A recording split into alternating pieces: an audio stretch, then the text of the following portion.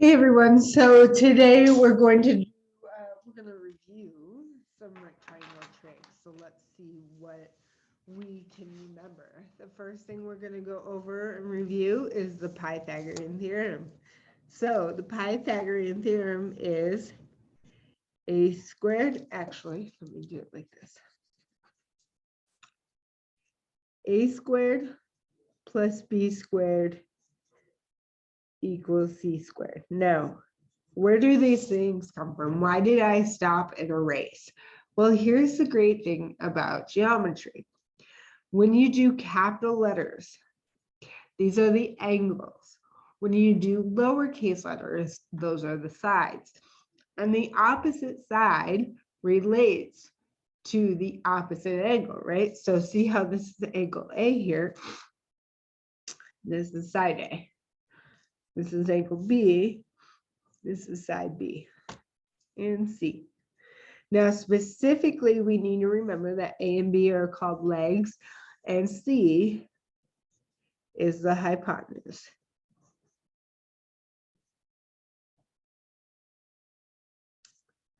Okay, and it's always A squared plus B squared equals C squared. So let's do some algebra. We're just gonna solve for the missing side. Make sure you put your numbers in the correct spots.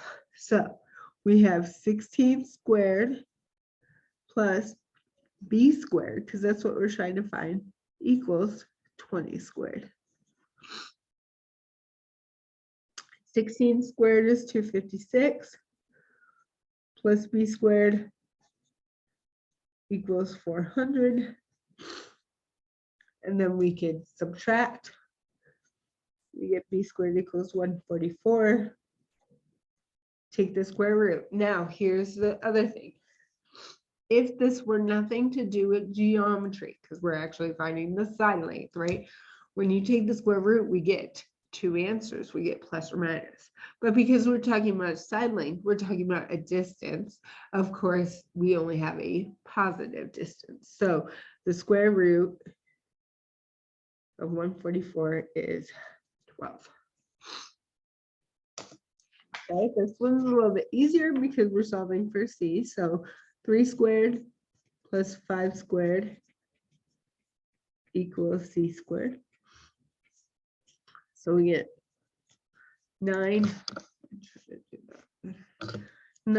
plus 25 equals C squared. 34 equals C squared. Let's keep in mind we want to know what C is. So we get the square root of 34. Hopefully that is familiar. Now, trig ratios. When I say review, I have to keep in mind that some of you only went through sine, cosine, and tangent, but there are actually 6 trig ratios. Sine, cosine, tangent, cosecant, secant, and cotangent. Sorry, I'm sniffing. I've been having a runny nose. So, sine. So when you have your right triangle, right? So the 90-degree angle, you pick a theta, so an angle. To that angle, the side across from it is what we call the opposite.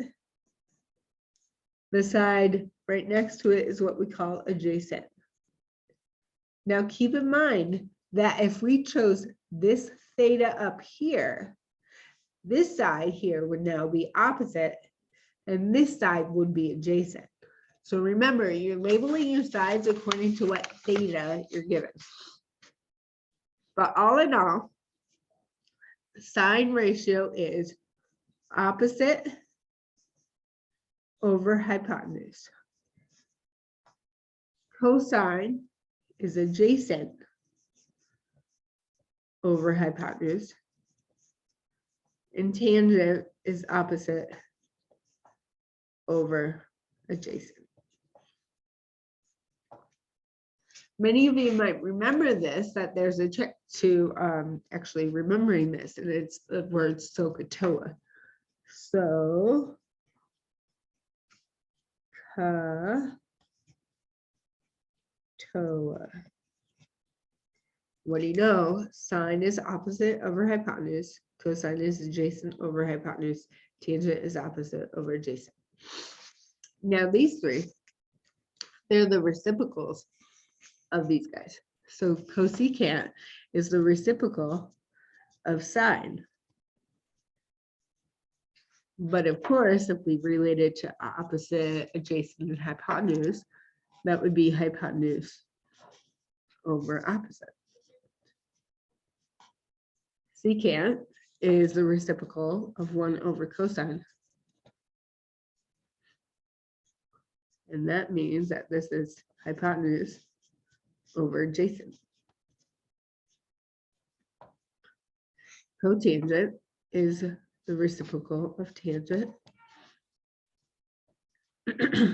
So that means that's adjacent over opposite. Okay, and those are ratios. So now if your question asks, like it does down below here, find all 6 ratios, we're going to find these fractions. Okay, so let me just write them all down first. So sine, cosine, tangent, cosecant, secant, cotangent. Okay. Now, before I write my ratios, remember I have to figure out the sides based on my theta. So my theta is down here. My hypotenuse is always across from the 90-degree angle. And across from my theta is opposite. And then right next to it is adjacent. And then I can start filling in these ratios. Well, sine is opposite, which is 8, over hypotenuse, which is 17. Cosine is adjacent, which is 15 over 17. And tangent is opposite, which is 8 over adjacent, which is 15. The great thing is cosecant is a reciprocal of sine. So I'm just going to flip that. Secant is the reciprocal of cosine. So I'm going to flip that one. And cotangent is the reciprocal of tangent. So I'm going to flip that one. Okay.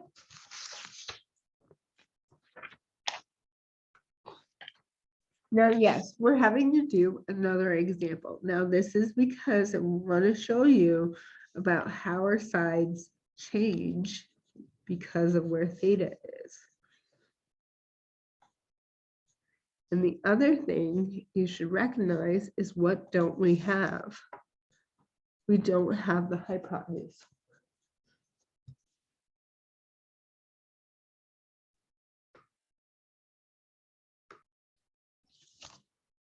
And then secant. Sorry guys, I got interrupted. Cotangent. Okay, so as you can see, we're missing the hypotenuse, so that means we have to use the Pythagorean theorem to solve for it.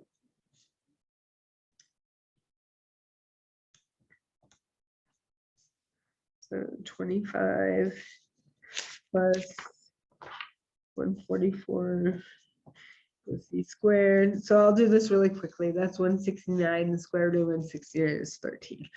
And then we do all of our ratios. I'm going to do this quickly. Oh, before I do that, so remember, theta is up here. So this is hypotenuse. The 12 is the opposite in this case because it's across the theta. And then right next to is that 5. So that's where I'm getting these numbers. So opposite over hypotenuse, adjacent over hypotenuse, opposite over adjacent, and then flip them around. All right. Now we're going to get into solving and applications, okay? So Here in example 5, first of all, I want to mention that this angle of elevation and depression go with the last question. Okay, so we're only looking at example 5 here. So what we're going to do is we're going to find out the missing pieces. On your homework, some of them will be all the pieces. So make sure you organize yourself to solve for each piece. Here, we're only solving for B and A. Okay, I'm actually going to solve for angle B too, because I want to show you that trick, of course, because what do all the angles of a triangle add up to? 180. Excuse me. So I take my 180 minus 90 minus 37, and that gives me my angle B of 53 degrees. The other thing you could do is say those two angles should add up to 90. Okay, so that's how you get that angle. Excuse me. Now, let's solve for A first. The great thing about having certain information is you can use whatever trig function you want to use. But I'm going to stick with 37 for the fact that I could have made a small mistake with that 53. So when I look at this 37, I see that A is opposite. So I'm going to stick with 37. B is adjacent. And 8 is hypotenuse. So I'm solving for A, which is opposite, and I have hypotenuse. Which trig function is that? That is sine. So we do sine of our degree equals, and in this ratio, it's A over our hypotenuse, which is 8. Now we use this as algebra and we solve. So we get 8 times sine of 37 equals A. Now, of course, I'm going to use my calculator. Here is something very important. You need to double check that your calculator is, in this case, degrees, because that's what we're using, degrees. So what you want to do is go to mode, and you look and you go down. Most of my calculators will be on radian because of my calculus class. So make sure you go over and press enter to put it in degrees. Then we can quit. And now I can put this into the calculator. So 8 times sine of 37 then equals. Now I want you guys also to get in the habit of going out 3 decimal places. Okay.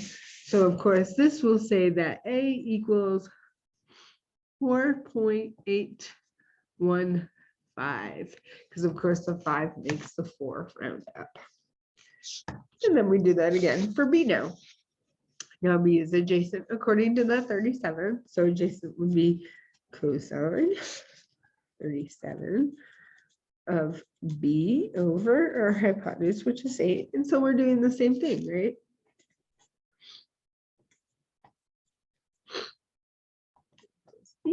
And plug it into our calculator, right? So 8 cosine 37 equals there. So we're going to do B equals 6.389. Done. Now, in certain cases, when you think of when they use the wording elevation or depression, I want you to keep in mind that when you do elevation and you have your triangle drawn, your angle of elevation is coming from the bottom. So your angle of elevation is going to be right here. Okay, it's going to be this degree, this theta. Angle of depression, well, let me draw the same triangle. The angle of depression now is actually at the top, but this is where it becomes tricky. Angle of depression, if you were to stand on top of a building and look straight out, right? So we're going to look straight out. That angle that our eyes see is actually right here, not right here.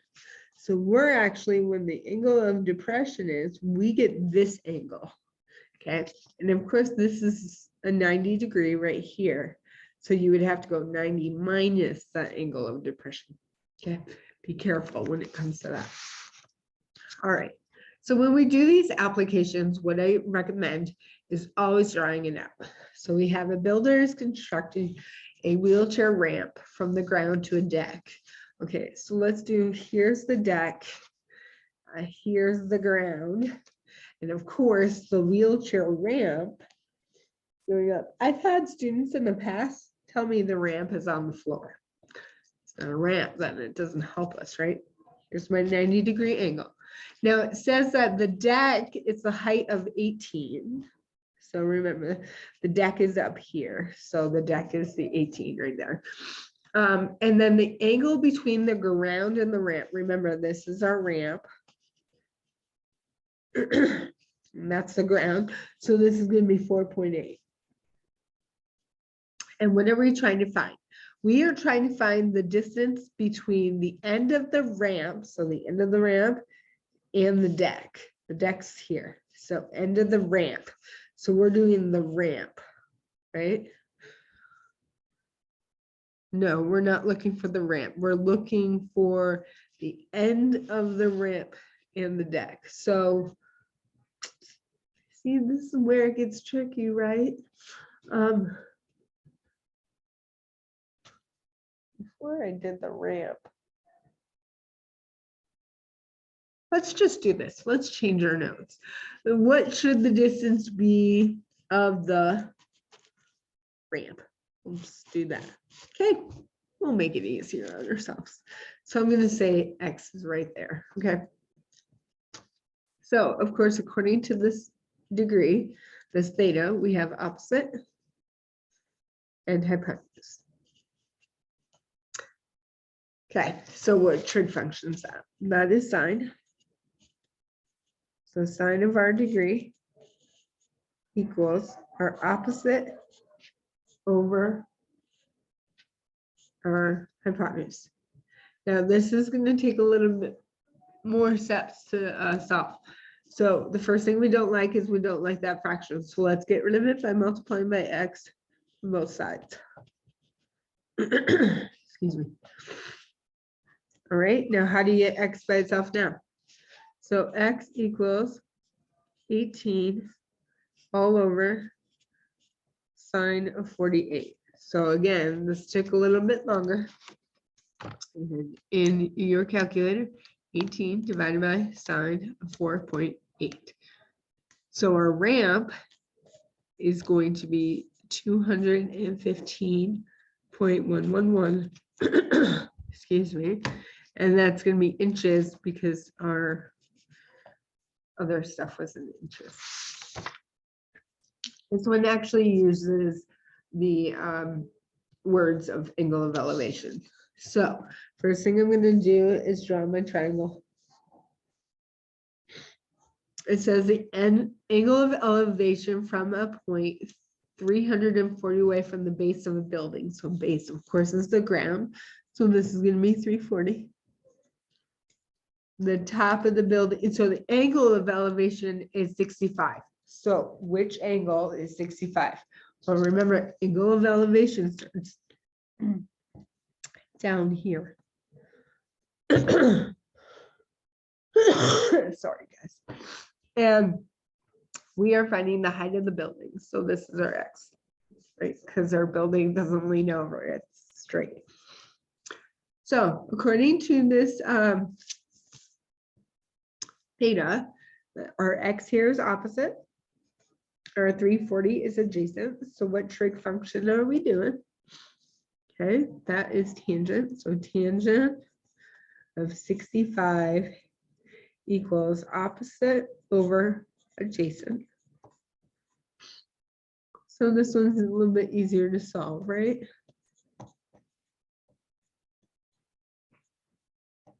And then put it in our calculator.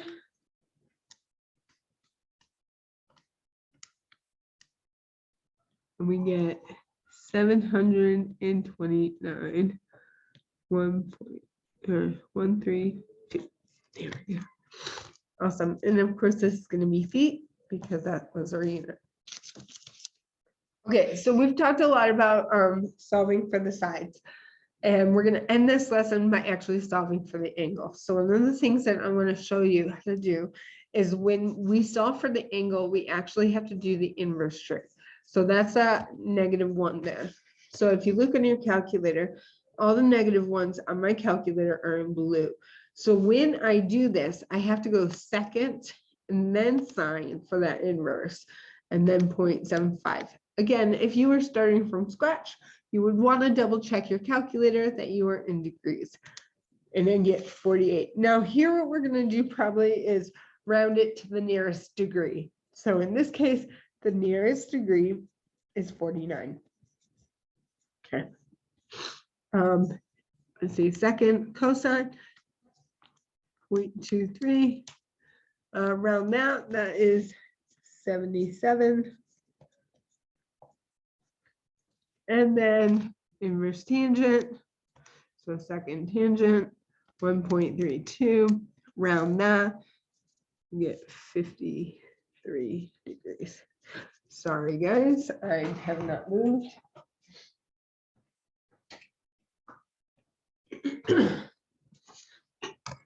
All right, so how is this useful? Well, in this case, if you look at example 9, we have all of our sides, but none of the degrees except for that 90, right? Now, the great thing about having all the sides is you can use whatever trig function you want. I'm going to use cosine this time because we haven't used cosine a lot. So according to this theta, this is opposite, adjacent, hypotenuse. So I'm going to use cosine just because I feel like it. So cosine of theta equals, and cosine is going to be adjacent over hypotenuse. Okay. Now I want to get theta by itself. So how do I get rid of cosine? Well, what we do is we take the inverse of it because it cancels.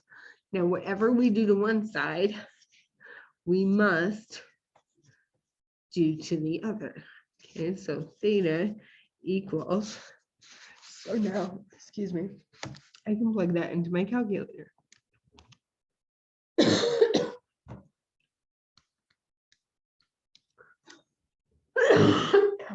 Scratchy throat. All right, so theta is approximately 28 degrees. Done.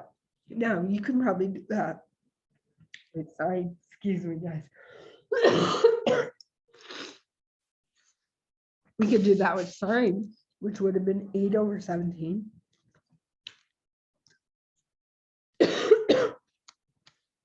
And look, we got the same thing. Sorry, it's like I'm crying. I'm gonna take a minute. One more problem. All right, in this one, we don't have all three. Could we find all three? Yes, but why give us extra stuff to do? According to this theta, 12 would be opposite, 5 would be adjacent. So what trig function are we going to use? Let's use tangent. So we have tangent theta equals 12 over 5, right? Opposite over adjacent. How do you get rid of tangent? We do inverse. And whatever we do to one side, do the other.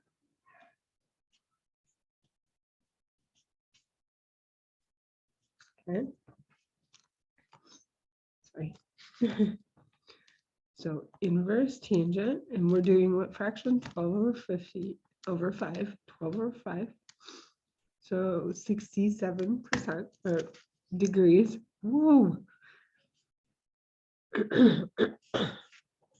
67 degrees. Okay. Now I know we have another page of notes, but we're actually going to use that for a separate day. So keep that in mind. When you do your assignment, be aware if it's asking you ahead of time how many decimal places to go through, or if you have multiple things to solve for them one at a time.